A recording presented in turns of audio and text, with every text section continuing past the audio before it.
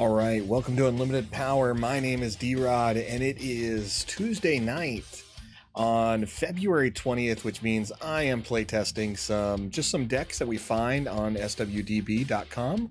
And these decks are usually listed as hot decks, meaning they have some popular votes to them. And today we're focusing on Han Solo. So Han Solo is a great card. We're going to take a quick look at him when we get out of this screen. But we're going to take a look at some of the decks we'll be trying out today. And Han Solo is definitely going to be one of those. Han Solo is a yellow and white hero leader, and he has two different abilities. One, obviously, when he's not deployed, and one when he's a unit in play. And we're just going to be kind of going over like what makes him good, what are some synergies we're seeing that people are using. Overall, there's speculation that he sits in more of like a tier 2 range.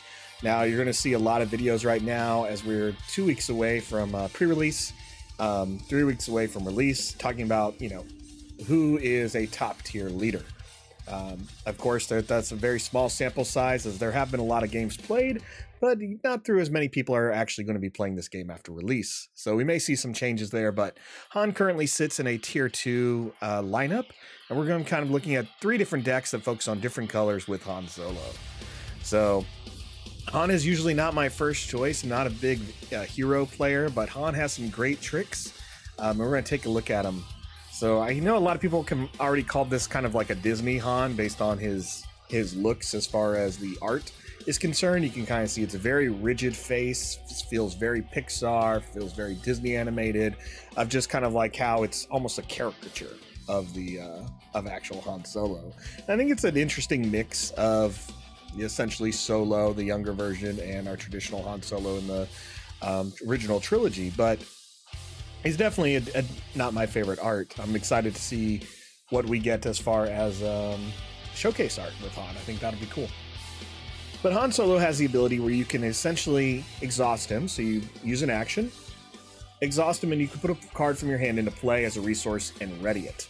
At the start of the next action phase, defeat a resource you control, meaning you're going to take a resource out of your pile of your choice, whatever card you want that to be, you're going to put it into your discard pile.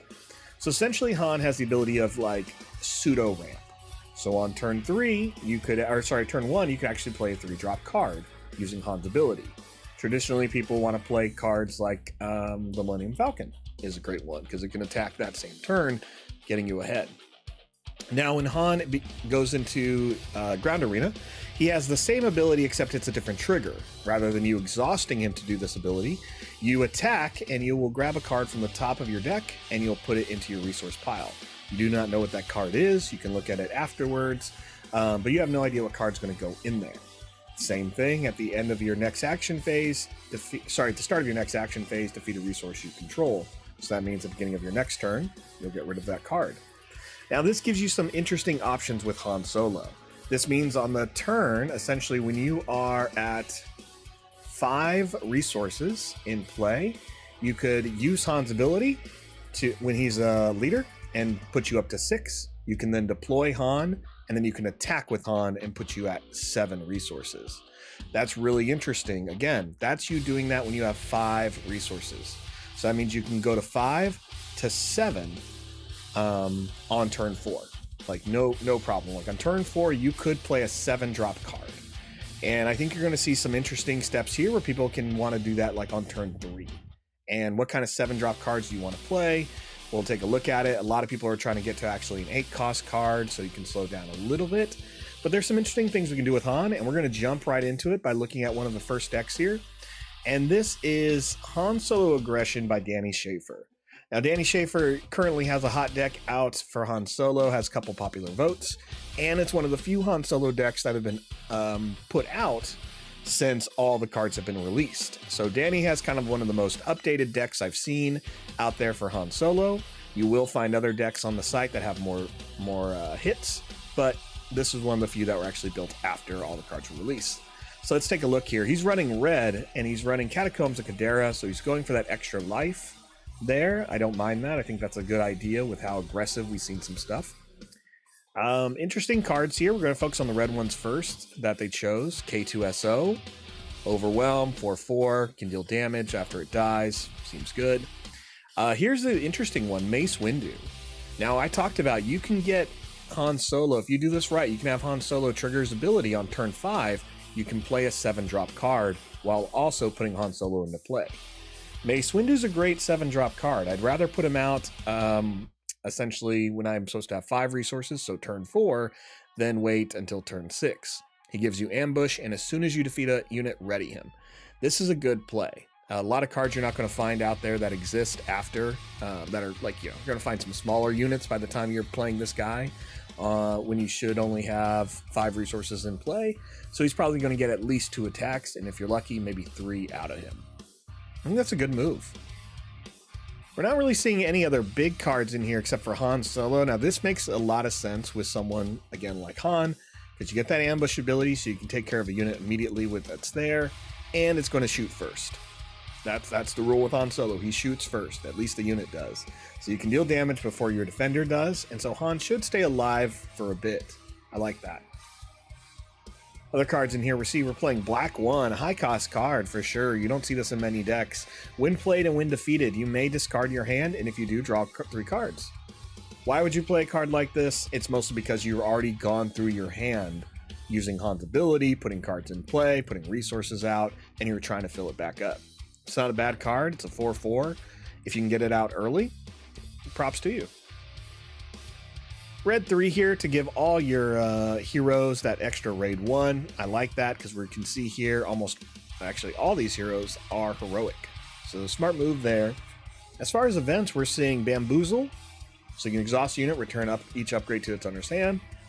Seems good. For a cause I believe in. Makes complete sense in this build if you're going red and heroic. And you're my only hope, so you can play cards that are a little bit cheaper. So let's try it out. Let's get on the board, and we're going to test it out at a few things. I should make sure this is my first deck. We're going to go against, first things first, it's a Sabine deck, right? When you're playing on Force Table, you might as well see, can you at least handle an aggro rush, because Force Table is really good at just throwing bodies at you left and right. So let's see if we can do that. Let's hop in the game board.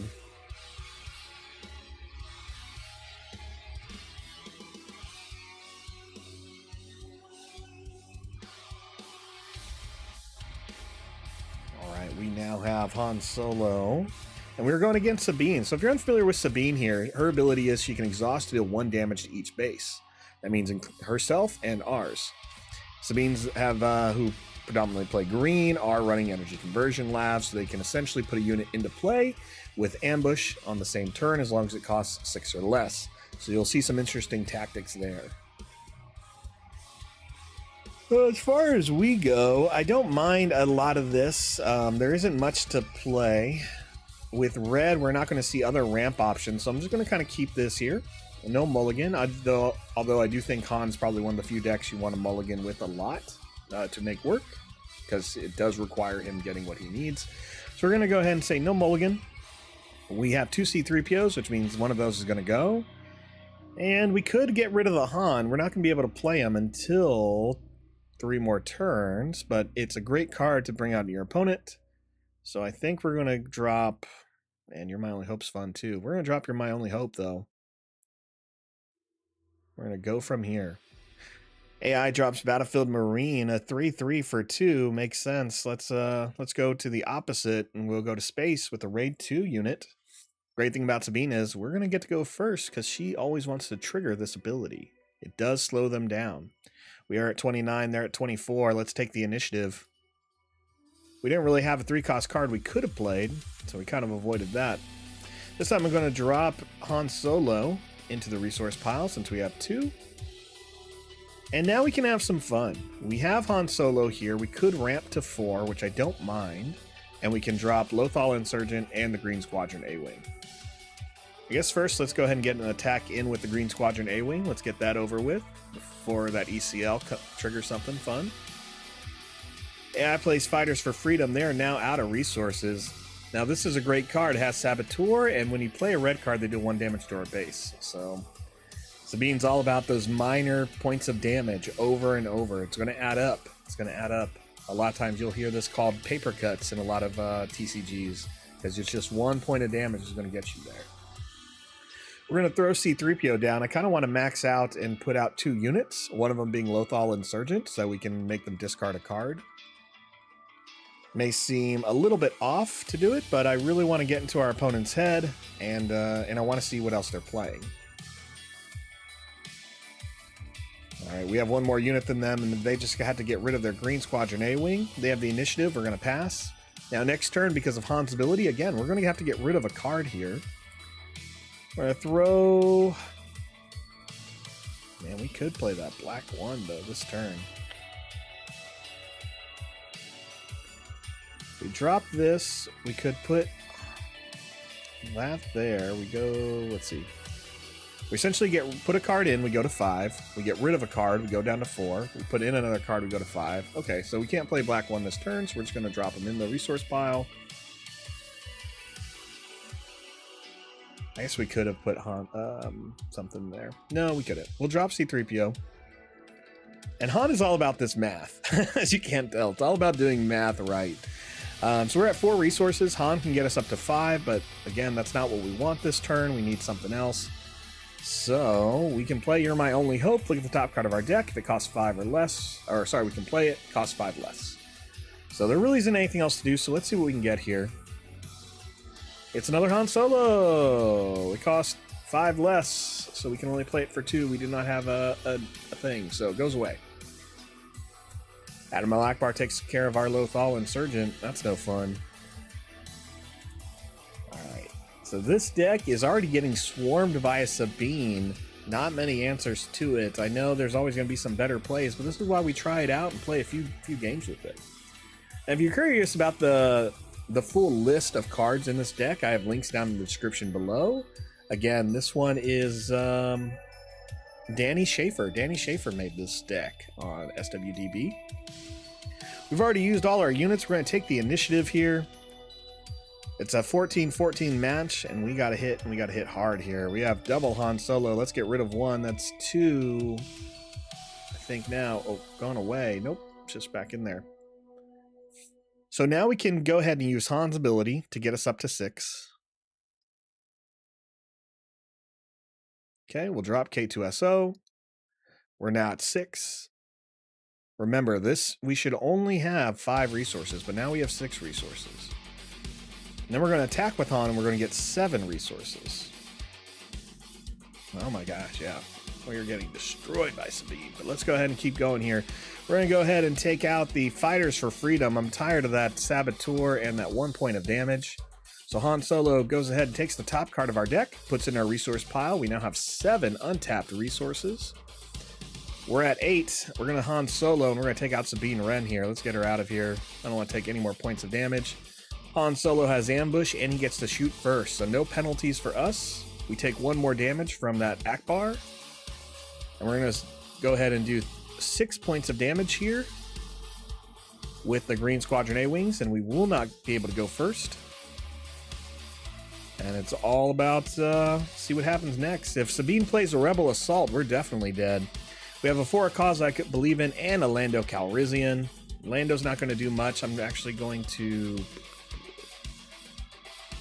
I guess I'll put him in the resource pile, because we're about to throw 2 resource cards back into the discard pile right now. Out goes R2-D2, and we'll get rid of Lando. Leaves us at 6. Here comes that Battlefield Marine. He's going to hit us for 3. We can only take 4 points of damage. We got to do some damage ourselves here. Let's first take out the Fighters for Freedom. And I think they got it. I mean, honestly, they got it. I should have swung. I don't think there'd be an answer. No, I would have won. I should have swung with Han into the base first, drop it to 3, and then we would have won with Han. Double Hans. That would have got us there, actually. So that's on me. I saw that a little bit too late. For some reason, I thought Sabine had it and was going to finish us off with that last couple points of damage. So it's okay. You know, that was close. There's some other plays we could have done. Let's go ahead and run it back. We're going to restart the game here. Go up against Sabine again, because I always think Sabine's a good choice. Then we'll go up against a mid-range deck. All right, no mulligan for us. I think that's fine with this Han deck. Here we got Ezra Bridger. I like seeing that. Let's drop Lando and Really want to get to that Han. The reason why I don't want to get to Lando is just because he's a 6'5", and that's cool, but he doesn't do much except kind of penalize you when you play him because you have to return 2 friendly resources to your hand. So it's kind of better later in the game. All right, I'm going to drop K2SO and Lando. Let's get them both out of here. Turn 1, we're going to go ahead and play R2-D2. And we see another R2-D2, that's fine. Put them on the bottom of the deck? No, we'll just keep them. We have a guaranteed resource card next turn. And we'll take the initiative. Alright, R2-D2 and C-3PO. I like seeing that when you have R2-D2 on the field. You already have good combos, or synergy, sorry, with R2-D2, C-3PO, and Ezra Bridger. C-3PO allows you to look at the top, or sorry, gets to choose a number, then look at the top card of your deck, and if it's the cost to choose a number, you may reveal it and draw it. R2-D2 shows you what that card is prior to that. So the right play here is to swing with R2-D2 first. We'll swing for 1. We can see the next cost of the card is 2. Put on the bottom of our deck? Nope. We'd rather draw it just to fill up our hand. We take 1 point of damage from Sabine Wren. Now we go ahead and play C-3PO. Cost of our card, we're going to say is 2. It's 2. Put it in our hand. Yes. Show your opponent. They now know you have that Green Squadron A-Wing. No big deal. AI plays that Fleet Lieutenant, so we're going to get hit pretty hard here. They use the Energy Conversion Lab, so it can swing when it attacks. Oh, interesting, interesting. Play a unit. Why didn't this trigger? I wonder why this didn't trigger. I don't know if the AI chose to do it or not. They should have a reasoning for it, but I'll take it. So I can play a secondary unit, which I don't think is going to matter, but we could. I think we'll take the initiative. We'll go first. We'll get hit for 3 here. That's fine. Battlefield Marine can't take out C-3PO. Both poor choices. They should have either focused on 1 unit, or at least not done that. K2SO can do a little bit of damage, but I do like the Green Squadron A-Wing sitting in the space arena. But we got that Falcon, so let's drop the A-Wing. We're now at 4 resources, and Han Solo can put us at 5. So let's go ahead and see what else we can get here. We're going to swing for 1. We can't kill any of these units, so let's go ahead and swing on the base for 1. R2-D2 shows us another Green Squadron A-Wing. That works out for us. Put in the bottom of our deck? No, thank you. If we can swing with C-3PO, looks like we will. We'll be able to put that card into our hand. Gives us a little bit more to refill. Again, I cannot kill any of these units with C-3PO, so we're just going to do this. Say 2 is the cost of the card. Reveal it and draw it, because it is 2. That's one of my favorite arts. I really like this art of the Green Squadron A-Wing. All right, out comes Sabine Wren. No problem for me. I have an answer for that. We're going to lay Organa her. Exhaust a unit. She's exhausted. All right. She did her part. I'm going to use Han's ability now to put a card into play. I'm going to go ahead and put the A-Wing into the resource pile, and we're going to play the Falcon. Get a little bit of board presence here. It's 22-20, our favor. I like that. The nice part of starting with 30 life sometimes is you're already ahead of like these aggressive decks like Sabine, even some of the control decks that want to work that ECL. ECL only has like 1 good like moment that it's going to do something, and I'm not to say it's not going to be an epic moment. It can be, but here we are taking advantage of it, right? They have 5 less health. That makes it easier for us, so we can put the pressure on them. And I think that's great. I think that's what you want to do in these scenarios, is just keep that pressure going. We're going to drop black 1 here. We can pay 1 to keep this resource, but I don't know if we necessarily want to. So we're going to say no. We can play red 3 this turn, and we can also put out Han Solo. We got to get rid of a unit, so we're going to get rid of black 1 here. Battlefield Marine's going to go first. Right, so let's use Han's ability. We're going to go ahead and try to get Han in play this turn. Let's drop Ezra this time. Out comes Bright Hope. I'm glad we didn't have that Falcon out. That would not have worked to our favor. Let's put Han Solo into play now. Now, the reason why I'm trying to use Han Solo first before using R2 or C-3PO, because I really want to try to get the other Han Solo out there with ambush and take care of one of these units, whether it's K2SO or Sabine. Preferably Sabine, but looks like it's going to be K2SO. All right, everyone's swinging on Han Solo. I get it. That man is a threat to deal with. But here comes the other Han Solo, better threat. Trigger the ambush. Swing on K2SO. We deal damage to him first. We will take some damage from K2SO to our base. 15 to 13, our favor. Let's keep it going. R2's going to go ahead and show us the top card of our deck. It's a Lothal Insurgent. Leave it there. All right, C-3PO is going to go ahead and swing on the base, and we're going to grab that Lothal Insurgent by saying 2. And since it matches, we're going to reveal it, and draw it. All right, and since Sabine is so close to death, let's just finish her off. No reason she can get extra points of damage on us. Let's put her in her place. Back to that leader portion of the board. We're going to pass. We'll draw some cards. Both of us have a lot of cards in hand. I'm going to have to drop some and get rid of some from the resource pile. We're at 8 resources. 2 are going to go away thanks to Han's ability. We'll drop this Falcon, and we'll drop a second Falcon.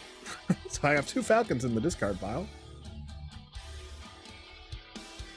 All right, now we can definitely have some fun. We have double red 3s. Let's play 1, see what the AI does. Now remember, red 3 gives all of our heroic characters, which they all are, +1 raid. So they're going to swing and hit for a bit more. We'll go with R2D2 first. See if we can draw some cards. It's a black 1, cost 6. That's fine. No, we can just take it. Nope, we'd rather have cards in our hand. All right, AI is at 8. After using Sabine's ability, we pretty much got them this turn. They can hit us with that Bright Hope, but it only does 2. We swing with C-3PO. Name 6. Of course, it's the black 1. There you go. The Scourge of Starkiller Base, a.k.a. Poe Dameron's ship. Fun story. I have met someone named Bo Dameron, and that was wild. I mean, I didn't see this guy's ID, but it was at a StarWarsDestiny tournament in Dallas, Texas, over at Common Ground Games. Great place. New location than where they're currently at, or a different location than where they're currently at, one of their older ones. And yeah, one of the guys at the event, that was his name, Bo Dameron. He swore like that's always been his name. So I don't know. But Poe Dameron, man, takes care of black 1. Bo Dameron, I don't know what he drove. I'm going to assume like a black pickup. I don't know. Let's see. AI wasn't holding on to much here, but again, we kind of outdid them. Let's try one more deck, a little bit more mid-range here as we try Danny Schaefer's deck. So let's go ahead and load a new one. Head back to the board here. So again, we're trying Han Solo Aggression by Danny Schaefer. We haven't seen Chewbacca yet. I haven't put out Ezra, K2SO, or Mace Windu. I really want to get to that Mace Windu, so maybe we'll see it this next match. Let's try it against something a little bit better. Boba mid-range, a deck built by garbage rollers. Obviously, Boba, if you're paying attention to the meta, Boba's one of the best decks out there. I don't expect us to have a great game or like a fair game, just because, again, we're playing against the AI. But it kind of gives us an idea of where does Han sit? Like, how can he keep up? And that's what we're going to find out. So let's hit the board. If you're unfamiliar with Boba, his ability is when an enemy unit leaves play, you can exhaust this leader. And if you do, ready a resource. Now, when Boba is in play, he has the same ability, but a different couple of triggers. 1, it's only when he completes an attack, meaning he has to survive the attack. 2, if an enemy unit left play, still the same rule, you can ready up to 2 resources. So different trigger, a little bit different, but essentially what Boba wants to do here is he's always going to try to max out the amount of cards he puts out a turn. Because of his ability, as long as he removes a unit of yours, he should be able to put out 2 units a turn. On the turn he comes out, you may see him use all 5 resources or use 3 resources, put out a unit, then use his abilities after taking one of your units away and have 5 back. So he may play up to 8 resource cost of cards in one turn. And that turn would be turn 4. So I like Han and Boba versus each other because it does feel like it's a race to get set up. Han takes a little bit longer, but he has a little bit more options to deal with, where Boba Fett has to kind of work his way towards it, right? In order for him to be a better bounty hunter, he has to take out people. The more people he takes out, the more money he has on hand. So, let's see here. No mulligan for us. Let's just take it. We got Bamboozle, Black One. I think both Black Ones, I think, are going to hit the board there.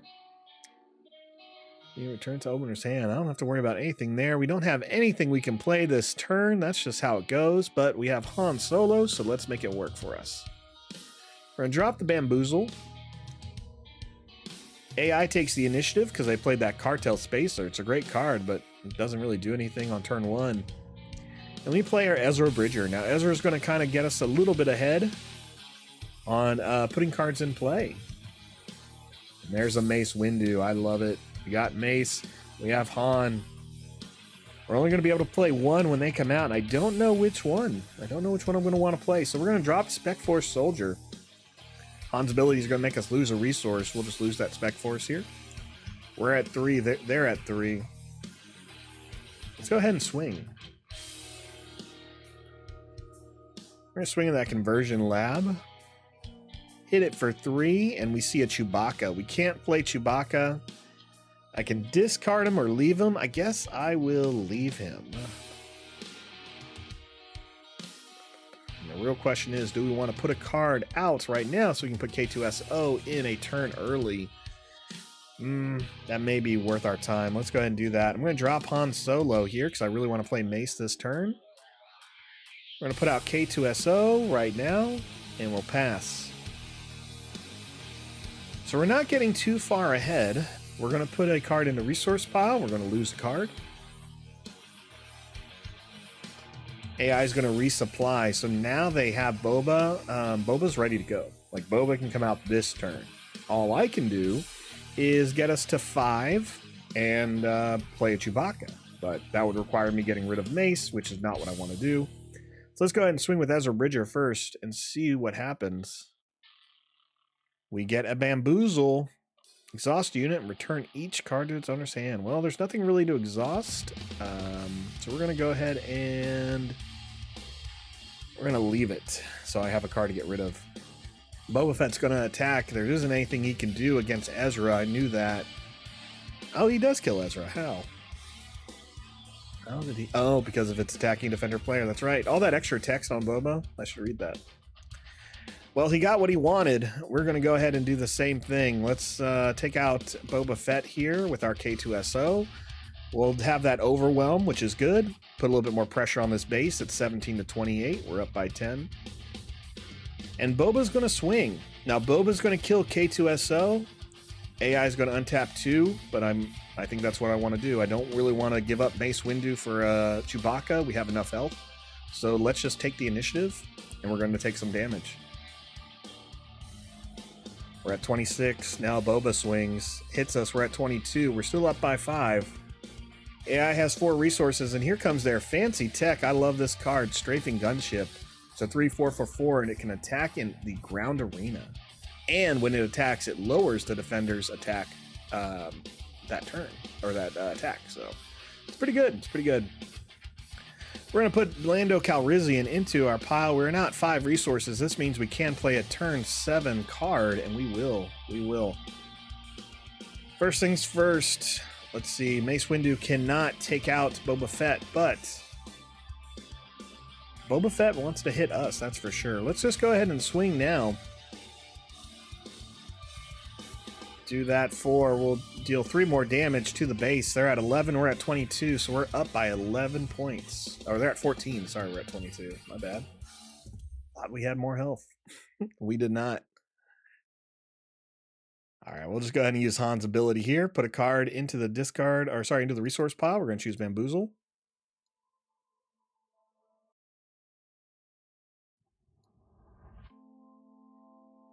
Got that Bamboozle. Let's go ahead and use Han's ability now. They play Bib Fortuna. Deploy the leader. Han hits play. Boba doesn't swing on him. Neither does the Strafing Gunship. That should have been the first move the AI did. No problem. Let's just go ahead and do some work. We're going to get... yeah. Yeah, let's get Boba out of here with Han Solo. We just need Han to get us to 7-1 turn. Here comes the strafing gunship. Finishes Han up. I get it. I understand. That's what he's going to do. Let's play Mace Windu. Has ambush, and when this unit attacks and defeats a unit, ready him. We're not going to ready many units, but we're going to get rid of that shield. And there we go. I like calling him Hans Solo to my friends. I get it, M. Peterson. Trey Robertson, how do you think Han holds up in the first set meta? People put him in that tier 2. Trey. So I think he's fast. I think there's some decks you can do. I think red may not be his color, but there's something here, obviously, with Mace Windu. And we'll kind of see that. I'm excited to kind of play the blue deck next. And I have a green one. I want to kind of show some of the tactics you can do there of pairing ramp with Han's ramp and what you can ramp to. So I think there's some options there. Right now we're getting flooded by Boba Fett, which is what he does. We got to drop some cards into play. Let's drop the R2-D2. We're not really going to control that space arena at all. So because of Han's ability, we're going to get rid of 2 cards.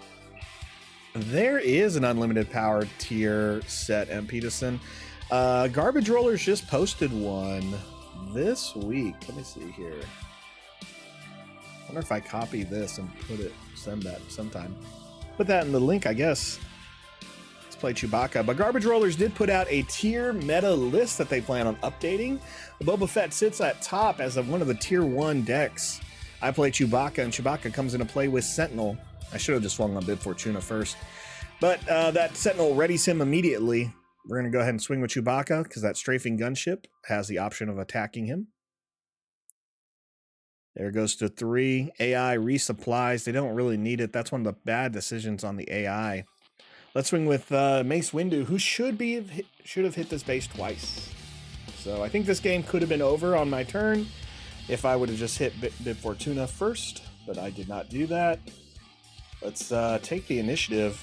AI is going to hit us a few more times, but it doesn't matter. We had such a large health gap, that we can easily take these points. We're sitting at 8 points of damage on the board. Here comes a black 1. Here comes a Mace Windu. We're all good. We'll go ahead and swing with Chewbacca first for that 3. Let's see what the AI does. Trey Robertson, what do you think will be the best deck in this format? In regular constructed format, it's going to be those mid-range ones. I think Boba's going to definitely stay up there. He's popular. He has the tools. There's a lot of low-cost cards that you can see are good, right? So you see 7th Fleet Defender here comes in play with a shield. So it means it's going to take a couple of hits to take this guy down, even though he has that 2 damage. Oh, what's the S tier? I don't know, Peterson. I don't know what we're going to see as far as an S tier, or what I would call an S tier. I said at the beginning of this video, I think it's still too early. I know we've been playing. There's been people playing for months and months and months, and all the cards are revealed now. But at the end of the day, if we were going on simple stats, it's a small sample size. It really is. Like, we can say, yeah, Boba Fett's the best deck. We've tried everything. I'm like, but have we tried everything? Has someone sat down there and done the math and tried it all?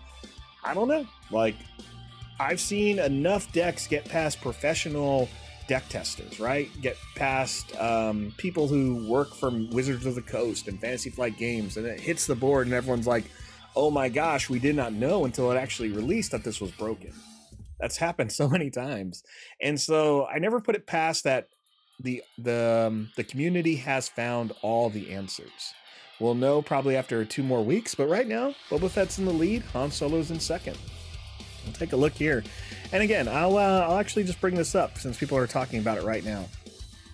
So this is the list, the meta gauntlet, the tier list. Now, gauntlet's a great word, what you want to call it, because when you're play testing for competitive play, this is the list you would go to. You would go to a gauntlet list like this, and you would just go ahead and play. Like, you would build these decks and play yours against them and see how they hold up. So again, I don't want to spend too much time on the tier meta, but for those of you looking out there, it is existing on Garbage Rollers, and I think that's good. It's a good place for people who want to play competitive and learn how their deck holds up. That's essentially what we're doing here. Let's go ahead and go back to the decks. We're going to choose a new one, and we're going to try one of those. actually tier 2 decks. That's Han Blue by Garbage Rollers. So this is playing Security Complex, so you're going to give a shield to a unit. You're going to take that 25 health. I get it. Epic actions make sense. Here we can see, let's take a look at what consistent cards we can see between the two decks. Ezra Bridger, good 3-drop, can kind of put other cards into play. Okay. Han Solo, Reluctant Hero. We've talked about this. You can get Han out on turn 4 instead of turn 6, and a card like with Ambush like him seems to make sense. Leia Organa is a great 2-drop because it's going to give you the tool you need to exhaust a unit you can't deal with that turn. You're trying to hold out until Han comes out to kill it. Leia's where you want to go. Falcon makes sense. It's a good 3-drop, can attack that same turn, and that's kind of it. Those are only the similar cards. Trey Robertson says he wants to play Vader and he's been testing against Sabine and Boba and having good success, but that was against an AI. I'm with you, Trey. I play it a lot. I love Vader. I want Vader to work. I think he can get there. As long as you keep playing it and keep understanding how those decks work, you'll become a good pilot. I always like to call, playing games. It's especially Star Wars games. I feel like in the history of Star Wars, it's always been a small pool. Unless you played like the Schaefer game, but when you know what the meta is, you can build decks to work around it. Now, sometimes you just can't, but sometimes it's really about how well you can pilot the deck. I'll give you an example. In the Star Wars LCG, the living card game, the first game by Fantasy Flight, and Nationals of 20, I want to say 14 or 15, I went to the Nationals. And at this point, I would say over 90% of the decks, you had to have a light side deck and a dark side deck. 90% of those light side decks were all the same. Like, they were all the same decks. Everyone was playing the same Jedi cards. Did not matter, because it was very clear that it was the best deck you could play. Now, I saw some people trying to do the opposite and be like, oh, I'm going to build snow speeders and I'm going to throw everyone off guard. I'm like, you just can't. You just couldn't throw people off guard. Everyone knew that light side deck had such a high chance of winning, there was no point in playing anything else. Now, your dark side deck, because you had to bring 2 decks and be able to play both sides, that's where you had a chance. A lot of people stuck with the same meta. I just kind of figured out, you know what, let me play what I want to play. I wanted to play some Vader. I wanted to play some fun cards from Dark Forces Rising, the video game. And I made sure to play test against that Jedi deck all the time, because I was going to take something no one would expect, and I was going to try my best to beat this deck. And all I had to do was make sure I could pilot it well. So I had to know everything that light side deck would do. And I think if you want to play something and beat these tier 1 decks, or these popular decks like Boba and Sabine, you just need to play, and figure out what the best decision is with the decks you have. If you want to make Vader work, make him work. You can do it. You may have a hard matchup. It may not be an easy matchup. But if you can pilot yourself to beat them and know how to play the other decks, you'll be fine. But, without practice, you'll run into issues. So practice is helpful. Peterson asks, with the 25 health stuff, you can't heal past 25, but it's hard for 1-turn kills so far. It's possible to hit that 1-turn kill. I have a video with IG88 where somehow I did it. I got 25 points of damage in a turn, thanks to cards like Rallying Cry giving you that Raid 2 bonus, and IG88 giving you a Raid 1 bonus. So that was +3 on like 6 characters on the field. So I think there's some hope there. Let's go ahead and play this deck, and we'll keep answering some questions. Love the talk. Love it. Let's go ahead and randomize this. We're going to go against Sabine. Again, build up that aggro. See how we do first. Peterson, anything I'm hoping to pull so I don't have to buy it. Special art or foiling. I think I have enough boxes coming in. I may not have to buy any singles. But I would love that Krennic Showcase. Krennic Showcase is what I'm hoping for overall. I'm a big fan of Krennic. I'm a big fan of Vader and Thrawn. I'm not a big fan of the Thrawn Showcase, but those are cards I really want to play. As far as other stuff I want to pull, I'm hoping just for some really cool extended art on some of my favorite cards. We can talk about Green Squadron A-Wing is one of my favorites, and Overwhelming Barrage. Overwhelming Barrage is probably going to be the top one I want. How do you think Vader needs to be built to beat these top tier decks? Ooh, this is going to have to be a little aggressive. It's going to have to be aggressive, I'll tell you that. I have some plans. I really want to make Vader work. And I'll tell you this, Trey, I want to make double red Vader work. I'll give you the top card there that I think does it, and that's Aggression. Aggression, you pay 4/4. You choose 2 out of 4 options. One of those options is deal 4 damage to a unit. The other one is to draw a card. I think that's what you need with someone like Vader, is keeping the board clear till Vader comes out and making sure you're refilling your hand. So that's one of my favorite cards, especially when Sabine and Boba Fett decks need units in play. If you're focusing on killing units, they're going to run out of steam. So if you're killing units and drawing cards, you're solid. Force Throw, Aggression, Fifth Brother, like cards like that are really going to get you there. No mulligan. Let's try this deck the way it is. We're going to get rid of... oh, you know what? I didn't switch decks. This is red in it. That's what I get for answering questions. Let's hop back in it. Let's... there we go. Select player 1, please. There we go. Back in it. We're going against Sabine. Again, if you're unfamiliar, she deals 1 damage to each base. And we're going to see if we can beat her. We're both at 25 health. We'll see. We'll see. No mulligan for us.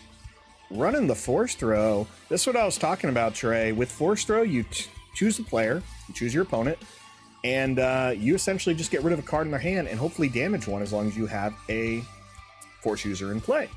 So with Vader, obviously he's a Force user. Fifth Brother, he's a 3-cost Force user, and Seventh Sister is a 5-cost Force user. So as long as you got one of them in play, playing that Force Throw is really going to help you get rid of cards out of your opponent's hand and kill. They're running out of steam. That's all you got to do. We're going to get rid of our Force Throw because we don't have a way of playing it except for Luke Skywalker over here. We're going to get rid of Shoot First. This gives us a couple options. One, we can play the Falcon this turn, which I think we're going to.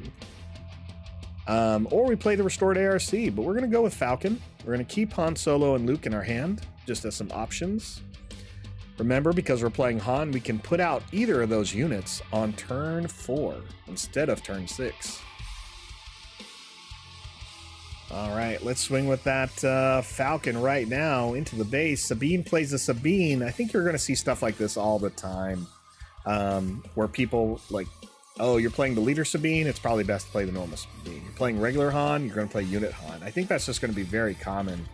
You know, the units really complement their leaders, so I don't think that's bad. All right, we have a Shoot First and a Leia Organa. I think we will get rid of Shoot First, and we'll pay the 1. We'll pay the 1. We don't really have anything else we can play this turn. We'll get rid of a card. We'll get rid of the Restored ARC. And AI plays Echo-Based Defender with that Sentinel, 4/3 unit. Again, my rule here with Sabine is usually just kind of keep the board clear, but we don't have any way of killing these units yet. And we're holding on to Leia Organa for that for Sabine Wren coming into play. Trey, Seven Sister is definitely one of my favorites. You get a card like her out, you're just going to go through all those Sentinel units and deal some damage. I love that. Let's go ahead and take the initiative. AI is going to hit us for a little bit more, but we're still ahead. 20-17, our favor. Here comes Ezra. Here comes a Falcon. We're going to drop a Falcon. And this turn they will be playing Sabine Wren. We can get to 6, so we're just going to pay the resource. We'll swing with the Falcon, play our Leia Organa once Sabine hits play. And we'll tap Sabine, and then next turn we'll either take care of them with Han Solo or Luke Skywalker, depending on how many units are still alive. Let's see, non-leader unit we could shield, but we're going to hold off. Let's pass. Take some damage here. 14-20, our favor. Up by 2, we're going to pass one more time. Sabine hits us both for 1. 13-15. Yep. Here comes that Echo-Based Defender, I'm sure. Oh, no, they play Sabine Wren first. That works out. They should have swung with the Defender. Let's play Leia. Exhaust a unit. There goes Sabine. Spec Force Soldier hits play. No problem there. We'll keep going. Adam, do you usually mulligan to ensure you can find the Falcon turn 1? Kind of feels like a yes. I would say yes, Adam. I think that's what you want to do. I try not to mulligan when I'm playtesting, just because I think you're always going to find yourself in some bad hands, and you want to kind of figure out, can your deck play its way out? I think there's definitely optimal hands you should keep, but when I playtest, I just say, like, you know what, it's garbage, I'll take it. Like, I got to make it work. But you are right. In this one, I think you really always want to have the Falcon with Han, so you can get that early 3 damage into play. And you may not have something to play turn 2, so it's fine to pay that extra 1. All right, we're going ahead and take the initiative. We're going to take 4 points of damage. We're finally below our opponent, but we can play Han Solo or Luke Skywalker next turn. I'm going to drop the Bridger here just because I like Jedi Lightsaber. We're not going to pay the 1 because we need to hit 7. In order to hit 7, he has to use Han's abilities twice. First ability, put a card in from a resource pile into play. Let's play the Falcon. Ooh, AI plays Rebel Assault. 1 cost. Give a Rebel +1 in attack. Give another Rebel +1 in attack. Yep, that's it. That's how that goes, right? Good game. I know, Adam. I know. All right, we tried that. Let's go ahead and try this deck against a... we'll run it back against the aggro. That's fine, and we'll go against mid-range again. That's what Sabine does. If I can't take those units out, you're going to run into those problems, and you want to just keep hitting them, because that damage will hit you, right? If we got rid of those units, that Rebel Strike wasn't going to do anything. No mulligan, we got to take what we got here. Han Solo's the end game here. Takedown's all right. Waylay buys us a little bit of time. Yoda's great. I guess we're going to play Yoda this turn. Action ability. Let's go ahead and put a card in, and man, I love Kanan. Kanan's good. We just don't... I'm not seeing a lot of Spectre, so I'm going to drop Kanan. Because if Yoda dies, we'll draw some cards. Ooh, M. Peterson, you speak in my language. Can't wait for Stoneforge Mystic to find lightsabers. Yeah, referencing Magic the Gathering, an older card, a 2-drop from the World Wake set. Essentially, you play this card, you search your deck for any equipment or upgrade, as you would call it in Star Wars, and you put it into your hand, and then you could, let's see, Stoneforge allowed you to pay 1 and put it into play on a unit. So I can't wait for the day we can search for lightsabers. I think that's going to be great, especially if it's on a unit. Any unit that searches is going to be a good card in any game. Do we want to give Yoda a shield? Such a maybe. Let's take the initiative first. AI doesn't have anything to do. We can take the initiative and move forward. Ooh, that Kanan's... I love Kanan. All right, I'm going Kanan. Reason why I like Kanan is because on attack, you can discard 1 card from the defending player's deck, so you can mess up their tempo a little bit, and he'll heal for each aspect that gets milled that way. He's better with Spectres, which this deck I assume is not going to be playing that many, but it's a little better there. Let's put a shield on Yoda.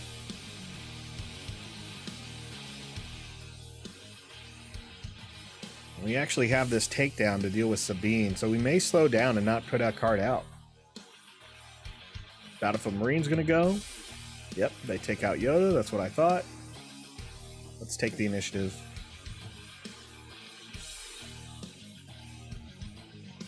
And Peterson, I don't know why, but watching Luke Skywalker decks gives me this... the SWTOR Saga feels. Yeah, SWTOR Sage feels. Yeah, that's true. That's true. I do miss Sage from SWTOR. Star Wars, let's see, the Old Republic was a great MMO, M. Peterson. So you played Sage. I primarily played Soldier. I played a lot of Soldier. I played the first 8 months of that game, essentially until they made it free. That was probably one of my favorite Star Wars experiences. I found a local group here in the Pacific Northwest. We went through everything as much as we could, and man, the best part about that game for Star Wars lovers is every world had a unique world boss. And one time we were fighting on the ice planet. It wasn't Hoth, it was a different one. And you're fighting this giant ice creature. And I thought it was so neat because what it would do is at one point, and we were like 18 of us, it would jump into the ground and this snowstorm would happen. And everyone would start taking damage. And you found out, no one has tackled this enough to know what to do. And I love that at the beginning of MMOs. So we all knew, like, if you were huddled up, you would take less damage because of heat, body heat. So there was only one spot on the map where you fought this guy that there was a rock, and we were all like, go to that rock. Everyone run to that rock. And I'm like pulling people, and we're healing people left and right. It was crazy. It was so fun. Star Wars The Old Republic, definitely one of my favorite MMOs. Hard to go back to, but it's fun when I do because I have so much cool equipment that you can't get anymore. Yoda dies. Anyway, I'm drawing a card there, and Yoda dies because of the ECL, the Energy Conversion Lab. The AI used the ability to attack with the Echo-based Defender, hits us for 4. That's all right. We're going to draw a card. And now we have the Force Throw and Kanan. All right, all right. And another Yoda, so I'm actually going to try to make that Yoda work for me. Here we are at 5. Yeah, Force Throw costs 3, and Yoda costs 3. Ugh. I'm not sure if I'm going to make that work. Also, this is the turn Sabine comes into play. So. Do I take damage and kill Sabine? Or do I put out a unit and probably still die because I don't have Sentinel? So I guess we're just going to... I don't like our choices in this matchup. Put a body out. It's just a body. They're going to go around it, so we pass. Sabine hits for 4. Echo-based Defender has Sentinel. It also hits for 4. Let's pass. We're going to take some damage here. And Peterson, I wish they would make a second one with updated engines, referencing Star Wars The Old Republic. It was a great game, just had issues with raids and all. Put Huttball back in. Oh, I didn't know they got rid of Huttball. That was a great setup. Yeah, MMOs are rough. I think you really want a dedicated group when they come out. We're going to pass. We're literally waiting for Sabine, and you can just watch Sabine decks. This is just showing you why Sabine's good. Play Fleet Lieutenant. Now you hit me for 7. It's 18-20. They're ahead. Okay. I'm playing so reactively just because I'd rather kill something. Take down. Get Sabine out. We'll take 3 more points of damage. We'll take the initiative. It's a 15-20. We're down by 5. That's where we're at. Hey, Redemption. That's interesting. We can play Redemption soon. All right, we're at 5. We can jump into 7 now. Use Han Solo to take care of one of these guys. Let's go ahead and get that going. We'll get rid of Redemption because we're not going to see that for a while. Get hit for 3. It's 12-20. We got to put Han in play to hit that 7 cost. Out comes the Bright Hope, giving them Sentinel. They draw 2 cards. We're going to use Han Solo now. Let's swing onto somebody. We gotta hit the Echo-based Defender with that Sentinel. Puts us at 7. Han takes 4. Han can die right now, and the AI doesn't move on it. You gotta move on Han. All right, they missed their chance. We're gonna go ahead and Han Solo in.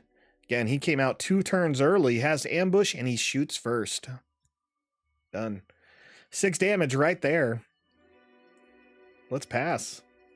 AI has a lot more cards in my hand than me, and honestly, they're playing pretty smart. I don't really see the AI hold back as far as dropping cards, and they have a lot. They have a lot they can deal with. We got to put some cards into play. That Bright Hope's going to give us a little bit of trouble, so we're going to avoid the Space Arena. We got to drop 2 cards into our discard pile due to Han's abilities. And we have a 4 and a 3. I think we're going to go ahead and play Yoda here. Out comes Wing Leader. Okay, that's a little annoying. Let's play Force Throw. Choose an opponent. They get rid of a Rebel Assault. That's only 1 damage. That's fine. Let's get rid of that Wing Leader. They had a lot of cards to get rid of. I could have layered Organa to take care of the home 1 that hits for 4, but we'll be okay. Swing with Han Solo first. Let's do 6 damage here. And then 4 more, and then we're going to be at 8. And, we're going to be at 6, and they're going to be at 8. I think we'll be okay. If we get a Rebel Assault, we're dead. And that's probably why I should have gone first. Because at least if they get a Rebel Assault, I could lay Organa and stop one of those things, but I have a feeling that's exactly what's going to happen right now. Let's see, Rebel Assault and they win? They have 5 cards in hand, so I don't see why they wouldn't. No, for a cause I believe in, and it's a whiff. It's a double whiff. No, it's a... Oh, it's 4 damage. It's not even a whiff. It's just not showing up on this image. They have 4 units, or 4 aspects, so they get me. I don't have a way of moving faster than them. That's 2 damage on the board. There's nothing I can do here. Oh, I can swing with Yoda, but he's not going to kill anybody. Nothing. There isn't anything I can do. That's it. Leia can only exhaust 1. I needed to go first. We'll go ahead and take the damage here. We will lose, and we'll try this deck one more time against the mid-range, but I'm not feeling it. I'm not feeling it. And not to say I'm playing the deck the way it was probably intended, but just not. All right, we've gone against Sabine. Let's try a different mid-range deck. I'm going to choose something fun here. You know, Trey, you were talking about Vader a bit. We're just going to play against this Vader I made. Could use some updates, but, you know, we'll see how it does. I do need to get back to this Vader. So Vader, if you're unfamiliar, he has the ability of paying 1 and exhaust. If you played a black card this phase, deal 1 damage to a unit and 1 damage to a base. Let's see, and we're running Tarkin Town. Deal 3 damage to a non-leader unit. The goal of this Vader deck, for those who don't know, it is a little aggressive, but it's about removing the opponent's board until Vader comes into play, and then overwhelming them with different Vader tricks like double attacks. I don't think the AI will play it that smart, but I think it's a good way to at least set it up, because they need a little bit more time.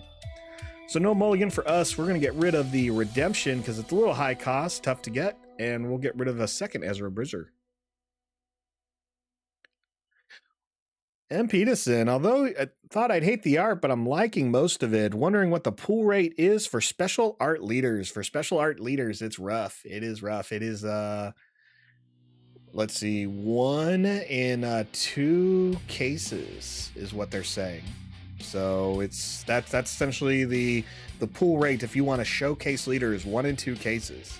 I may have 4 cases coming my way, so I'm hoping for 2 to try and test those theories. If I can get more, that's great. Also, people are speculating if the pre-release boxes are going to have different pull rates or the same. No, people do not know yet. All right, we're going to use Han's ability, and I do think it's fair to use it with Ezra Bridger. Let's go ahead and get him out. I'm going to drop Greedo, because I don't see too many events to really trigger Greedo's ability. AI plays Death Star Stormtrooper. Makes sense. They're going to go ahead and deal 1 damage to me. 1 damage to my base. I'm now killable with Tarkin Town. Again, Vader wants to kill everything on that table. He wastes the Tarkin Town to get rid of that shield. And we'll go to next turn. Right? I know. Good luck to me trying to pull the leaders I want. But you know what? I'm going to have fun either way. I'll be pulling a few things. That's for sure. Get rid of Tarkin Town here. Or Takedown. I don't really need that. Get rid of Redemption out of there. We'll play Shoot first, and we're going to use Ezra to get rid of this Death Star Stormtrooper. It's probably too much, but we don't take any damage, and we can still use Ezra's ability. Oh, we can't. We don't have any resources. Well, let's leave it. I wouldn't mind playing that next turn. All right, let's take the initiative. AI is going to use Vader's ability to ping us for 1 and hit our base for 1. It's 25 to 23, their favor. Lightsaber and Yoda. Okay, we gotta drop a card. I think we're gonna drop Shoot first. That lightsaber is gonna give me a little bit of that bonus I want. And it's really gonna make them work for it if they want to kill. Now Vader went ahead and played Vader's lightsaber on the probe droid. Not the move I would pick. Not the move I would pick. We can give that probe droid -2/-2 this turn, but I don't think that's the way to go. Let's put some damage on the board. 6 points, please. We'll leave the Falcon, and we'll see if the probe droid does. It hits us for 6 as well. 17 to 19, their favor. Let's take the initiative.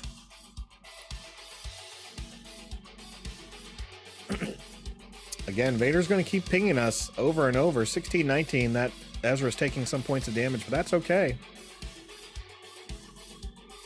Here we go. The Force is with me. Finally a good card here to kind of pair with Ezra.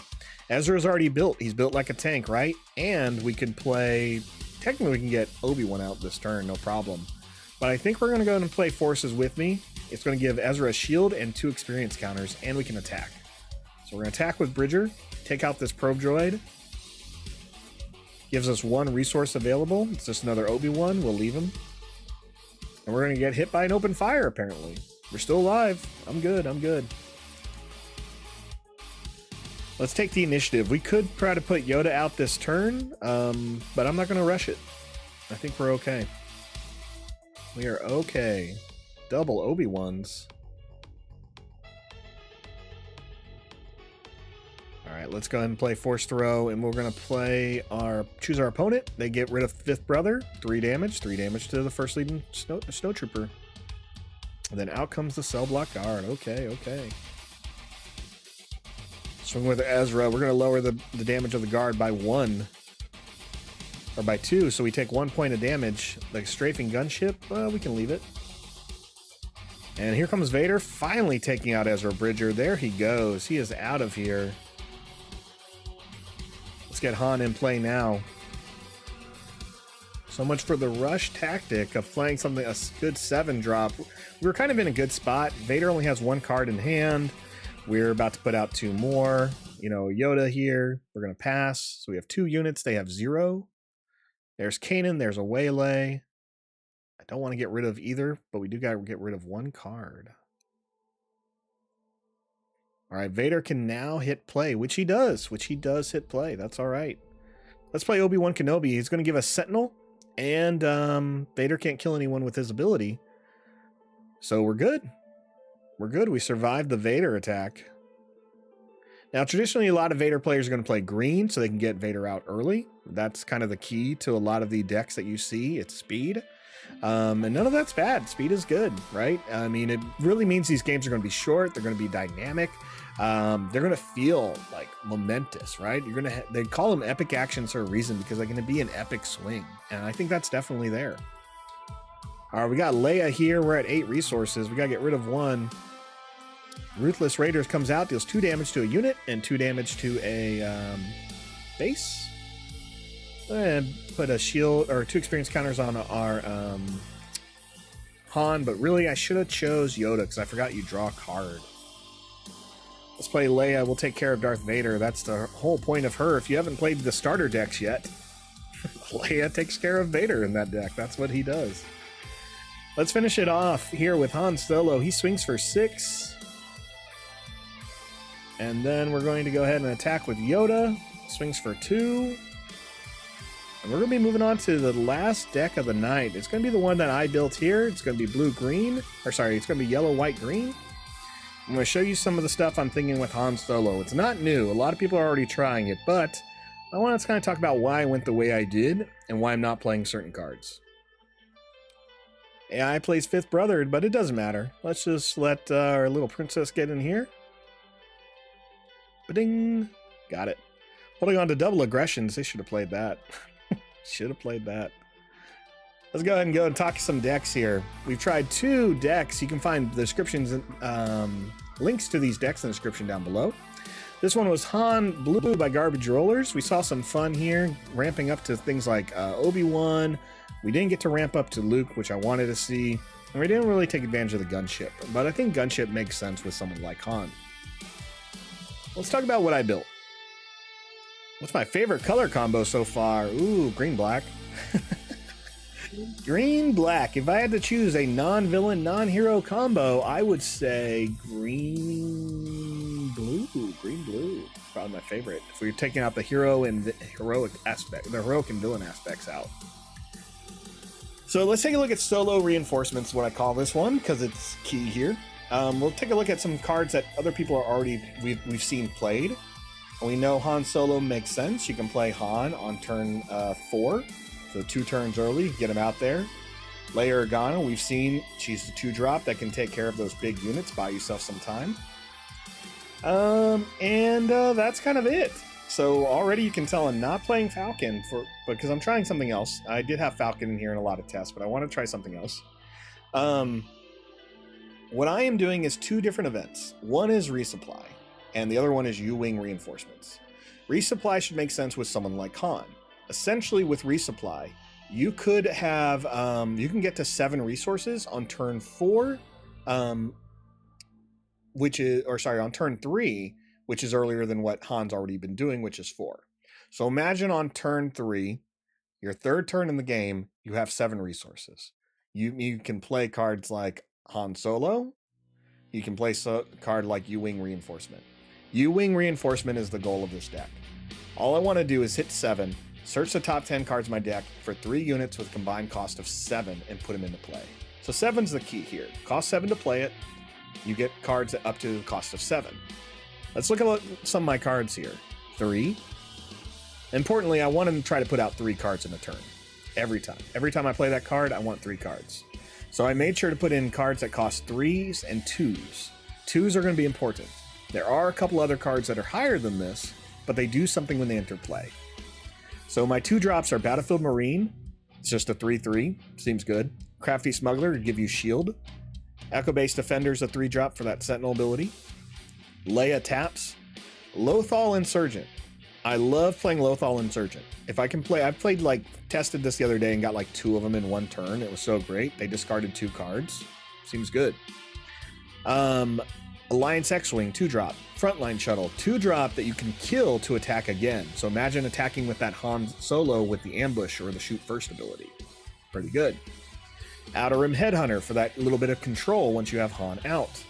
Patrol V-Wing to draw cards and fill up your hand.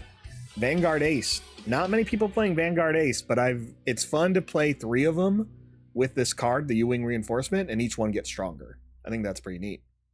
And Wing Leader to buy some time. Wing Leader may be the card I would throw out for Falcon, but I'm trying something without Falcon at the moment. Cards that are going to cost more than the 2s and 3s that I'm playing. Agent Callus, I want that ambush ability. I also want that draw effect. He's 5 cost, so he doesn't hurt me to play him. He doesn't mess up my rhythm. Seems good. Syndicate Lackeys, 5 cost, ambush. Same reason. I'm not going to draw a card, but I hit hard. I can have the answers in play. Rogue Squadron Skirmisher, 6 cost, ambush. When played, return a unit that costs 2 or less from your discard pile to your hand.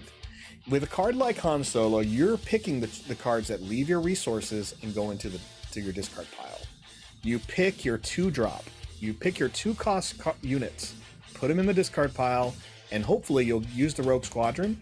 It'll come into play with ambush. We already talked about why that's good. And you'll get that card back. So it's kind of building off of this. This is a heavy unit deck. If I had to build a sideboard for it, it would have the control of the events, but there's only 6 events. And the opening hand, I'm either looking for U-Wing Reinforcement or Resupply. I'll keep my hand with either. But Resupply is going to get me there first. U-Wing Reinforcement guarantees I can do this on turn 4. Resupply means as long as I draw a U-Wing Reinforcement, I should be able to do this on turn 3. So let's try it out. We'll go against the Sabine deck first. I couldn't mix it up with the Leia, but we're going Sabine. All right, I'm also going 30 health. I want the extra health. I don't feel like I need the energy conversion lab, so we're going to try that. Ooh, in my Vader, what does it look like? In my sideboard tray, I'd have to look a little bit deeper into it, but Strike Trues, I think make it really fun, and Frontline Shuttles give you a couple of fun options there. Imagine using Frontline Shuttle to with Seven Sister. So you swing, you have Saboteur, you get through, you deal damage to a ground unit when she attacks, and then you get to do that again. That's 4 damage to a ground unit and 6 damage to a base. So I think Frontline Shuttle is one of those interesting ones that if you find yourself against a mid-range deck, you can throw that in there and be a little bit more quick with it. All right, I talk about it all the time. Mulliganing I don't want to do, but I would mulligan this hand because I'm missing 2 key cards, U-Wing Reinforcements and Resupply. We don't have them, but we have a lot of 2-drops, so we got some answers. Let's drop the Vanguard Ace, and we'll drop the X-Wing. We're going to go for the V-Wings to draw some cards here. I want to see a Resupply. I want to see a U-Wing. It's a Frontline Shuttle. That's all right. Let's take the initiative. Sabine's going to hit us, but we're ahead. It's 24 to 29. We're up by 5. Echo Base Defender and Wing Leader. I think I'm just going to maybe drop 2 cards this turn, maybe? No? No. Let's get rid of the Marine. Echo Base Defender is probably going to be a better choice. Just take advantage of some stuff. Play this card. I can only do a 2-drop. Let's play the Defender first. Yep, here comes the Wing Leader. So there goes our Defender. He's out. We were going to make that work for us, but not today. And swing with the V-Wing on the Wing Leader. We don't want to keep units here for Sabine to mess with. Let's take the initiative and let's say goodbye to our Echo Base Defender. We were going to Wing Leader him next turn. Not anymore. He deals 4 damage to the Sabine Wren unit. I need that ramp. Nothing, just another Echo Base Defender. Let's drop the Alliance X-Wing. We're now at 4 resources. You can buy yourself a little bit of time, though. Sabine comes out this turn. Let's draw a card. Admiral Akbar. And Fleet Lieutenant. Here comes. Big hit, big hit. 6 damage, 623. AI still needs to go. We'll pass. Sabine hits us for 1. 19 to 22. Yeah. Go ahead. Go ahead, Sabine. Here she comes. Let's play Leia. We'll exhaust her. We'll lose the initiative. Oh, Spec Force Soldier. We'll keep the initiative. I'll take it. That Spec Force Soldier came with the ECL, though, so they're both going to trade. I'll take that. Leia leaves play. All right. The nice thing is, again, we're playing the Rogue Squadron Skirmisher, so we can just go ahead and drop cards into our resource pile that are 2-cost units, because we have a chance of bringing them back. Now, on this turn, we can play Han, which I think we're going to... Man, I really want to, but I don't think it's going to work. I can't... you know what? I could kill Sabine Wren. I don't like it, but I should do it. We'll kill Sabine Wren. 1 damage here. It's gone. Admiral Akbar comes out. They double Akbars. That double Akbar trap. What can I say? Let's go ahead and put a unit in. We'll put in the Wing Leader, I think, and we'll play the Defender. We're not rushing with Han. I know it's the play I wanted, but now we're playing Recovery. Yep. Let's do some damage. Let's get these guys off the board. We're going to leave Akbar. That way AI can't play another one on us.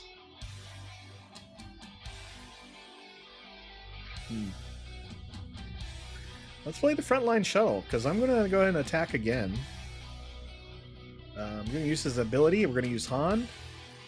We're going to go ahead and attack into Sabine. We're only going to take 2 damage there, so Han will survive. It gives us 3 resources, and we'll put out an Echo Base Defender. So we're going to get rid of a few cards, like 3 of them, but we're going to have a better board presence, which I think is good. Will I foil Hyperspace my deck? You know, probably. Out of the amount of cards I happen to be purchasing, I feel like there will be enough to make something and do some trades. I don't think that'll be a problem. We got to get rid of 3 cards. All 2-drops. 2-drops they go.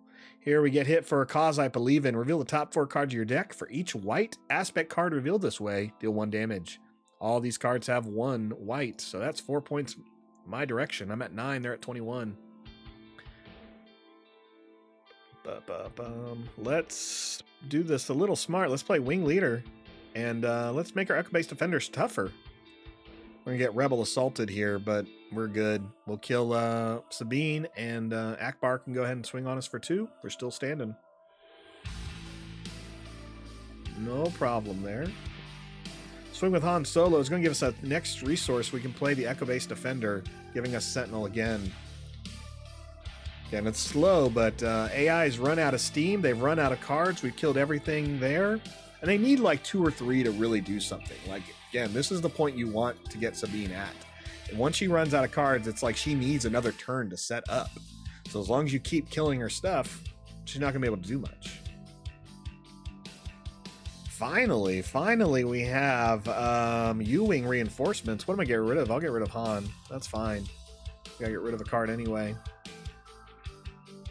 And we're just going to play U-Wing reinforcements real quick. Swing with Han Solo first.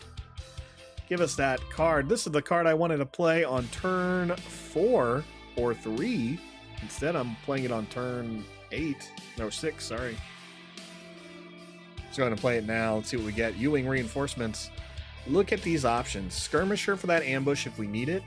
So when you U-Wing, you look at our options. We have 3 ambush cards, so we can know we have some potential here.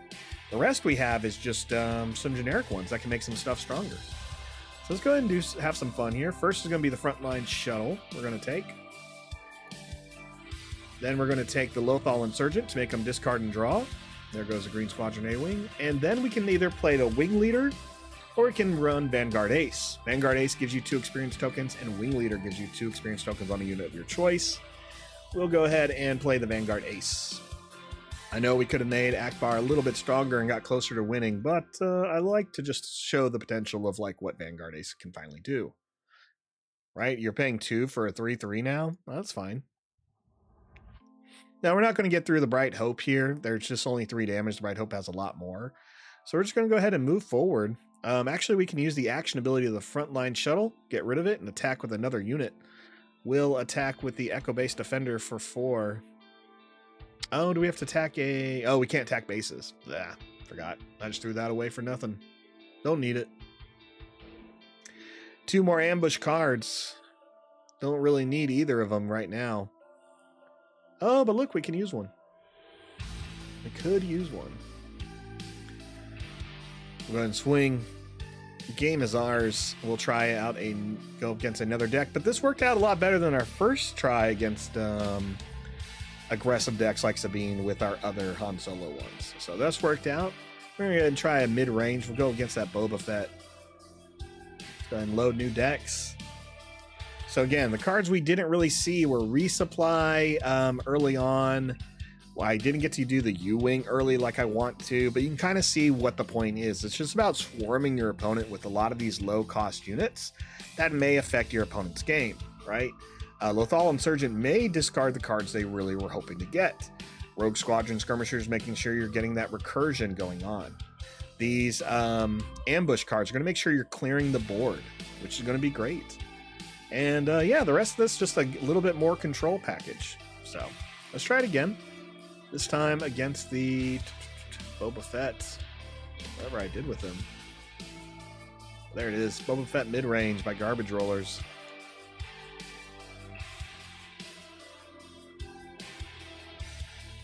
Alright. Boba is piloting. And when an enemy unit leaves play, you may exhaust this later. If you do, ready a resource. Reminder, Boba's goal here is to put out multiple units in a turn using this ability, more than he normally would. Boba is the boogeyman of the format. I think he's probably going to give people a little bit of that fear. You know, people are, if you're not playtesting against it, then you're going to find yourself intimidated by it. And I think the best thing you can do is just mess around, see what the options are. You know Boba wants to kill things, so how do you keep your things alive? How? Like, that's the question. What are you going to do to keep your things alive to avoid the Boba death? So, there's some options. I think there's some options. No mulligan for us. We do have the U-Wing reinforcement. We're going to have to drop some cards. I think we're going to drop the Battlefield Marine and the X-Wing. Gives me a little bit of options here. And we're going to play the V-Wing just to fill up our hand. Leia Organa. There we go. AI plays Cartel Spacer. Seems common enough. And they waste the ECL. They kill our guy immediately, so I'm not worried about that. As soon as your opponent uses the ECL, that takes the fear out of it. It's like all the surprise is gone. You're like, okay, that's great. You got rid of that. Let's move on. You did it. All right. I have 2 cards. I can play any of these cards. Let's see. We're on turn 3. Boba didn't take advantage of that ECL play, so we'll be okay. Let's just go ahead and play. Let's play Leia. And we're going to go ahead and exhaust the unit. We'll get Exhaust the Cartel Spacer. You know what? Boba has nothing to do. I can play one more unit, but I would give up somebody. I don't know if it's what I want to do yet. Nah, let's just do it. Let's just do it. Put a card. We'll put the Marine down, and we're going to play Lothal Insurgent so we can get a card out of their hand. Let's see what it is. Strafing Gunship. Perfect. And it's a random card they have to discard. That's why I like this. It's a random card. Oh, man. Peterson, future world champion. I don't know. I've got a lot of... my trophies are behind me. I got a few, but it's been hard. It's been hard in Star Wars. I've ran the gauntlets, though. I've met world champions. I may have a world champion card that I happen to get from a world champion, which it's one of my favorites in my collection. From Destiny, actually. So I got one of those. All right, here we are. We need to put a card down. I think we'll get rid of the Marine this time. We are going to lose one. Be the Marine. Puts that 4. So we're one away from... We're on turn 3, and without resupply, we can't play U-Wing Reinforcement. If we had resupply, and we had the U-Wing, we can play this right now. We'd be one ahead. We'd use Han's ability, and then Han would come into play, swing, give us that 7th resource. Instead, we're stuck at 6. But we have Syndicate Lackeys. So I'm ready for Boba Fett to do something interesting and us to, if we need to, we can rush him. Which I don't mind rushing him, honestly. I think I may. Put Han Solo into the resource pile. Not a fan of losing him, but I do love the advantage. So let's Syndicate Lackeys. Trigger the ambush. There goes the Viper Probe Droid. This means Boba's going to go first next turn. He has no unit in the ground arena, so it's going to be harder for him to use his ability when he comes into play. We'll drop them. They're at 20. We're at 25. I think that's pretty great. Let's pass. Boba Fett has initiative. We got a Callus. We got Vanguard Ace. We'll drop the Vanguard Ace. We're going to lose one card. Bosk comes into play, has ambushed. There it is. Bosk is so good. You don't want to see Bosk in play. So Bosk comes into play, kills Leia. Smart move. Boba Fett triggers his ability, gives him 1 resource. That means now when Boba Fett completes an attack, he can untap 2 more and have 3 more to play after using 5 already. Going to use Han's ability. We're going to get rid of Callus here. I know Callus could draw me a card, but this U-Wing is what I'd rather play. Let's get some damage to the base. I'm going to hit the base for 5 with the Syndicate Lackeys. Here comes Boba. Doesn't take out the Insurgent, but he doesn't need to. He doesn't need to. He gets his ability because of one of my units have already died this turn. So we'll swing with the Lothal Insurgent now. It's at 12. We get Waylaid. Okay. Waylay removes Syndicate Lackeys and deals 2 damage to Lothal Insurgent thanks to Bosk's ability. We want to play that game. He thinks he's good. He thinks he's good. He thinks he's cleared the board, but we're about to show him. 19-12, our favor. Let's swing on that base. We're aggressive. This is how you get through Boba Fett sometimes. Just out-aggressive him. They're at 8. Play the U-Wing reinforcements. Again, I want to put 3 units into play. Do I have 3 units? I don't. Oh, I do. I got the Headhunter, I got Frontline Shuttle, and I got the Echo Base Defender. So let's go with that. First one, Outer Rim Headhunter, Frontline Shuttle, and Echo Base Defender. There we go. So we now have 4 units in play. They have 3. We cannot attack their base this turn, so we're going to pass. Oh, Boba Fett will have his special art. That's for sure. Right now, the promos they've been showing M. Peterson is they will have different art for some promos. There are also going to be stamps. We've seen event stamps and judge stamps. I think that's going to be really neat once we see the judge program take off. I may talk about my experience of applying for the judge program. I don't think I'll get it, but why not talk about the experience of it? Like many store managers in the tabletop market, I am considered a level 0 judge. Level 0 judge from too many Magic events, but I've done a lot of other ones. We'll drop the V-Wing. I'm going to get rid of 2 cards. V-Wing goes, and another 2-drop will go. You want to make sure it's only 2 drops, so that way your speeder comes back in. Okay, they play Fett's Fire Spray. Smart move. Exhaust a non-unique unit for 2, and as long as you control Boba or Jango, ready the unit. No good, no good. We can exhaust a non-leader unit, so I can get rid of Fire Spray here. But I think I need to do some points of damage, so let's do that 4 first. There's 4. The AI's at 4. What are you going to do, Boba? You can't kill Han Solo. And you didn't. I win. That's that. I'll try this deck one more time. But I do love like how this feels. I love the idea of just like, hey, I ramped. We're on turn 4. I had, if they didn't clear me out with Boba with that Bosk Waylay combo, I would have had 6 units, right? No, 5 units. No, 6. I would have had 6 units, which would have been cool. Let's go ahead and restart with one more deck here. And Peterson, am I expecting the same amount of new leaders and bases every set? This was a high value. I don't remember if they've talked about it yet, but there's 16 leaders, and that is a lot. It does give a lot of variety for the Twin Suns format, which is their multiplayer format where you pick 2 leaders and use the colors of them. But I don't know. I could see them kind of dropping down, maybe to 12, maybe to 10. I think, again, that kind of leaves a lot.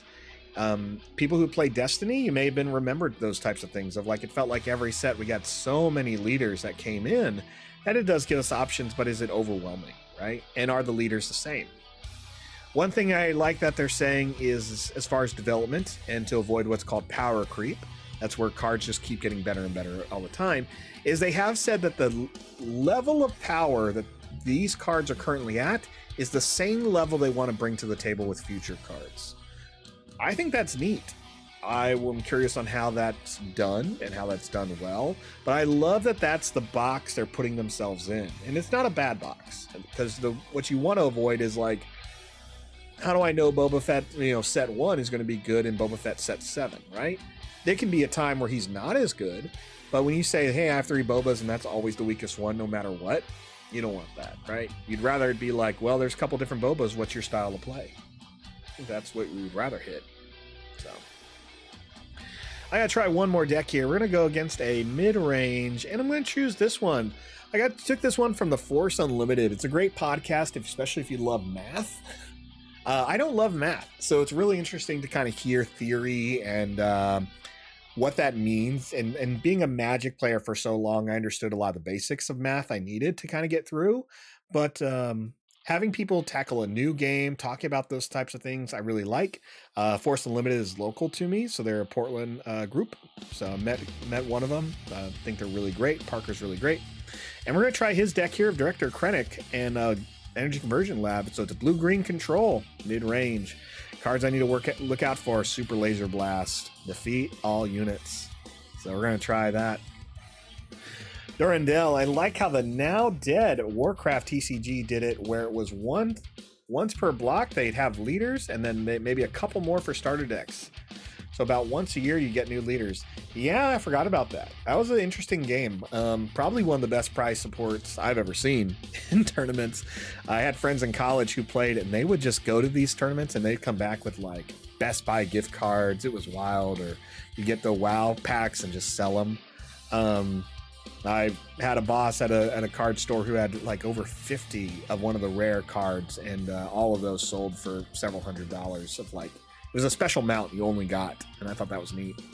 Smart moves by WoW TCG, just fumbled it eventually. Let's hop into that game. Here we go. Can I get a resupply? I didn't. I'm going to mulligan. I normally don't, but we're going to mulligan. I'm going to hope for a resupply because I want to play something on turn 3. Nothing. All right, we're playing from behind. Here. Rogue Squadron Skirmisher is going to be good, but we can drop the Vanguard Ace, and I can drop the Headhunter. Nothing else to play. AI plays Director Krennic's Seasoned Shore Trooper. If you're unfamiliar with what Krennic does, he has what's called a static ability. Star Wars does call it something else, but we're going to use static as a broad term. Each friendly damage unit gets +1/+0. This means every time you damage someone, they're stronger. and that happens when he hits the field as well. Spectral Tiger, thank you, Impetus, and that was that WoW TCG card. Just one of those mounts that you couldn't get unless you were playing, and it's an expensive mount. Curious what that sits at now. Let's play a Crafty Smuggler. He's going to give that shield, and I like that about the Smuggler. So it makes him harder to kill, right? You need 2 hits, or you're going to waste an event to kill him. You got to do something. But he doesn't go down easy, and I think that's what you want. Let's drop that Marine. We can play Akbar this turn just to do 1 damage to the Shore Trooper, but I don't really see a point. That 1 damage is rough. All right. Krennic uses the Energy Conversion Lab to play Emperor's Royal Guard with Ambush this turn. He goes ahead and removes my shield, takes 2 damage himself, so I'll just kill it. We'll play Akbar here, and we'll deal 2 damage. It's gone. It never gets to do that damage bonus to us. Seasoned Shore Trooper takes out the Smuggler. Makes sense because they really want that bonus, and we're going to pass. Or we're going to take the initiative, sorry, not pass. Did you go to Gen Con and get the Promost and Play, M. Peterson asked? No, I didn't. I haven't been to Gen Con in a few years. I am planning on the next one. Gen Con is one of those events I really love, but you got to sign up early for a lot of tournaments, or you get there and you better hope to have a lot of money because you're mostly just going to booth. That's where I've played a lot of nationals for Star Wars games, and I've had a lot of fun. Yeah, and Indiana's a great city. If no one's ever been to Gen Con, it's the nerdiest thing I've ever done. I flew from Portland to Denver, and as I was going from my flight to the flight to Indianapolis, which is where they have Gen Con, the biggest board game convention in North America, and it's been like that for like 20 plus years. As I'm walking to the gate, and the Denver airport's really big, I'm walking to the gate, and it's just normal. I get to the gate, and it's just non-stop just gamers. And at that point, I was already like 4 or 5 years in the industry, so gamers are really easy for me to identify. And it's just everyone there. Everyone there was a board gamer. Everyone there was a tabletop gamer. And I thought, this is crazy. I get on the flight. I try not to talk to people. And because it's just not me. Like when I'm on a flight, I'd rather just read or listen to headphones or whatever. But everyone wanted to talk. And the guy next to me, this guy, he was British. He was telling me, yeah, blah, blah, blah. I live here. This is something me and my buddies, we always do every year. We always meet there, have a great time. And he just talked my ear off for the next couple hours, and I was completely intrigued. Everyone was just like, this is your first time? Oh, you got to do this. You got to do this. And people were like, hey, call me if you get bored and want to hang out with our group. Do this and do these things. And I was like, this is wild. This is wild. I think Gen Con's one of the coolest things as a tabletop enthusiast, that if you can do it, you should do it. It's crazy fun. Crazy fun. Speaking of fun, I got to get rid of something. Ooh, Rogue Squadron Skirmisher looks tempting. I can bring that Smuggler back, though. That may be helpful. All right. It's Han Solo. If we put a card down, we're not going to lose one. But we can't get Han out yet. So let's just go ahead and drop the Skirmisher. It's going to go. I'd rather play the Wing Leader for a tougher Akbar right now, or... I mean, again, we just need to deal with. We gotta deal with the Shore Trooper. That's the big deal. Gotta deal with the Shore Trooper. I mean, Han Solo will deal with him just fine. We'll just put out the Defender. Let's let the Shore Trooper swing into him. Del Mika over here trying to hit us with the making our events cost 1 more. Well, we only got 2. We only got 2 to play, so not too worried about that. Let's do 1 point of damage here. Shore Trooper swings, Defender dies. We'll take the initiative. We'll get to go first. Krennic comes out next turn. So going first is going to be important. Second Rogue Squadron Skirmisher, that's great. And another Echo-based Defender, also great. These are all good cards. I gotta get rid of something though. Krennic comes out with 7 health, so it's going to be a little bit harder to kill. Solo cannot kill him in 1 move. We'll drop the Wing Leader. All right, we're at 5 resources. Solo, get us to 6, please. 6. Leia, there you go. We are at 6 resources. Out comes Krennic.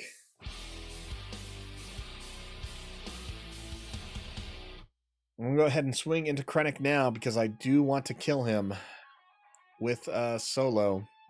It's going to take a little bit of time. Wow, Overwhelming Barrage. Okay, what a waste. What a waste there, AI. Played Overwhelming Barrage, give +2/+2 to Del Meeko, and do damage to as many units as they can.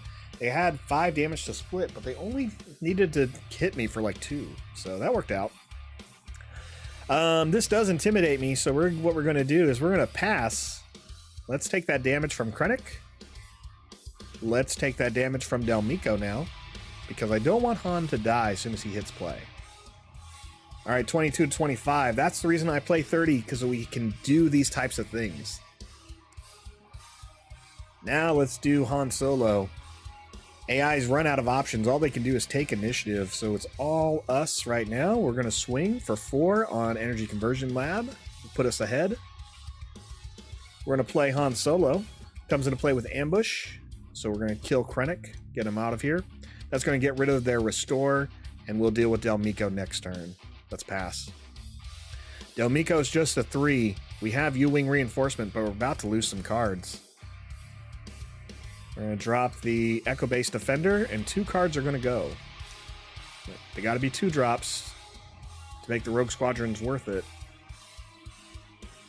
Which we've already lost 2 Rogue Squadrons, I think. Yeah, so we only got 1 left.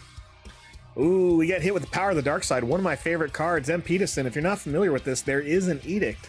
There is an edict, an MTG term of a sack card. And it's my favorite. Look at that card. Man. Makes me make the hard decisions here. I cannot play the U-Wing if I get rid of this Han Solo. That's the problem. I'll get rid of that Han Solo. It's my turn. Swing on Del Meeko. That way U-Wing replacement doesn't cost, reinforcement doesn't cost 1 extra. And we get hit for another Power of the Dark Side, double edict. Oh man, it's like I made this deck.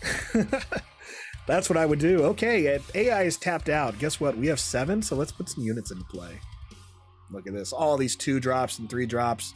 Even another Han Solo. We need some cards, so let's go with the V-Wing to draw 1. We got an Agent Callus. Okay, let's go with the X-Wing, and we'll play the Wing Leader just to put it on the X-Wing. So now we have a 5. So there we go. We could just put out 7 points of damage. We lost 2 units. We came back with 3. We're in a better space than them. Seems good. We'll drop the Vanguard Ace because we're just going to grab one. Or we're just going to get rid of it. So we'll get rid of it and we can bring it back. Wow, 3rd Power of the Dark Side. Well, we'll just get rid of the Patrol V-Wing there. There's no way he has any left. No way. Durandil, I've been the same way on 30 health basis so far. I'm not completely sold on the value of the abilities for losing 5 starting health, especially with the aggressive decks I've seen. Yes. Yeah, it's hard. Especially if you like playing mid-range control, like Energy Conversion Lab, I think is one of the few in Tarkin Town where it's like if you can use it to control your game, it makes sense, I feel like. But if you want to just try to drag it out and push these aggressive decks to where they're running out of steam, take that 30 health. Make them work for it. Like, make them regret like playing you. That sounds so bad, but sometimes, I mean, it's like, hey, like, you came in with aggressive deck. You're finishing your game so fast. It puts people on tilt when it's just like, what do you mean we're on turn 5? Like, I don't play turn 5. I don't play turn 6. Like, it just messes with their head because they're like, I should be done. What am I doing? Happens. It just happens. Let's swing with that Wing Leader for 2. AI plays Emperor's Royal Guard. It's a 3/4. I don't have to worry about that Sentinel ability because no officials are in play. Also, no Palpatine. We can swing on him if we choose to and bring a unit back in. What would I grab, you ask? Nothing great. Nothing amazing. Let's go with 3-5-5-5-5. We'll just go with the Skirmisher, and we'll swing on the thing, get rid of a unit. Return a 2-cost unit to our hand. Let's grab the Vanguard Ace. Trigger the ambush. Yes. Swing. We're all good. All right, AI has no units in play. They have 1 card in their hand. We have 4. Let's pass. We could have put out another card, but I chose not to. Ambush, ambush, ambush, ambush, ambush. Love it. We're at 7 resources. They can do whatever they want. Del Miko, I don't care. I don't. I just don't. Here he comes, Syndicate Lackeys. I should have played Agent Callus. I would have drawn a card. Lackeys will go out there, take care of Del Miko. He's gone. Lackeys take 3 points. What else you got, AI? Nothing. Nothing. They got to run away. That's kind of why I put those ambushes in there. It has the answer immediately when they hit play. So it's kind of just like a kill event, but it's a, if it survives, it survives. All right, that's pretty much game. I'm going to play this Vanguard Ace to get 1 experience token. We're going to pass. AI would need to play 1 card and another Overwhelming Barrage, or they can beat me if they have a Super Laser Blast. If they have Super Laser Blast. We have a U-Wing Reinforcement, just in case. I'm going to go ahead and drop Callus, just to have a couple more resources. No Super Laser Blast. All right. Do I have a 5 damager? I do. But I'm cocky, so I'm just playing on solo. Trigger the ambush, kill that Super Laser Technician, give him a resource. All right, you have 5 resources. What do you do? 7 resources, nothing. They do nothing. All right. Now we'll finish it. That's game. I appreciate everyone hanging out tonight. Loved all the chatter. Appreciate all of you. Peterson, Durandel, Adam, Trey. Appreciate everyone who's been watching, even if you haven't commented. I'm just enjoy Star Wars so much. This has been so good to sit down and play. Looking at cards that are about to come out, organizing stuff. Definitely put out some things about what I'm doing. I'm signed up for all my pre-releases. I got 1 on a Friday night, I have 2 on a Saturday, and I have 1 on a Sunday. So I have 4 events I will go to. I will play in each one. If I'm lucky, I'll get some content out of that as well. But that's going to be a lot of packs in a weekend. It's going to be great. So that means I'll have 4 promos of Luke and Vader. And I have some friends joining me. Looking forward to that. Different places around town. Also, there's a couple stores that are doing release events with the pre-release kits as well, so I'm excited for that. So I'll have quite a bit of pre-release kits to go through, and that'll tie me over until you see me busting boxes on the stream, and then we'll see what I get. And after that, I don't know, the what we're talking about in the local community is where we're setting up drafts and sealeds and multiplayer with the Twin Suns format. So potential is there. The fun is there. We just taught a bunch of other people this weekend and at Red Castle Games in Portland. There's one more road show before the event. And I've just been watching stuff across the country. Shout out to people in Oklahoma who went out to the Edmond Unplugged road show. Thought that was great. Saw a lot of old friends there popping in.